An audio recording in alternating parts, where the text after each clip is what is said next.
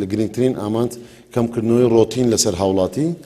بۆی هاوڵاتی بتوانێت پەیوەندی بەدام و دەستگای تەندروستی بکات بە شێوازێکی ئۆنلاین.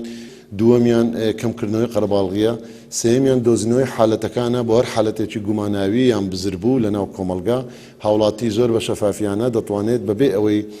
بێت زانیاریەکانی بگەێنێت و ئاراستە دەکرێت لەلایەن تیمەکانی ژمارە 122 هێڵی گەرم کە لە ماوەیەکی ئایندەشدا بە شێوازێکی پۆرتالیش بۆ سەر هەموو مۆبایلەکان دەبێت نوێترین زانیاری و لەسەر ڕەوشی کۆڕۆنا لە هەرێمی کوردستان پێشکەش بکەین کە وەزارەتی تەندروستی بە سوپاسەوە لەلایەن بەڕێوەبرایەتی گشتی کاروباری تەندروستی و تیمەکانی بەڕێوەبرایەتی خۆپارێزنی تەندروستی و هەموو ئەو تیمانەی کار دەکەن بە شەو بەڕۆژ ئەمانە لێرەدا دەبینن بە گوێرەی دابەشکردن و شیکردنەوەی بە گوێرەی تەمەنەکان کە زۆرترینیان لە نێوان 30 تا 39 ساڵی بووە و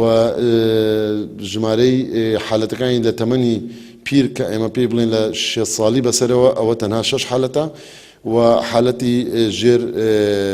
9 ساڵیش هەیە کە ئێمە دەزانین 3 حالەتی منداڵیش لەناو ئەوانەدا هەیە. ئەوەی دەیبینن جیاوازیە لە نێوان 147.5 حالەتەکانی توشبوو لە هەرێمی کوردستان پیاون و ئافرەت لە 152.5 پێک دێنەوەتە 21 حالەت. بە گوێرەی دابەشبوونی لەسەر شارەکان لە دەستنیشانکردن لە 175 کە دەکات 30 حالەت لە پارێزگای سلێمانی و هەروەها لە هەولێر 122 کە 9 حالەت بووە توشبوو و لە دهۆکیش ئەمڕۆ بوو کە یەکەمین حالەت بوو کە بە ڕێژەیی دەکات لە 103.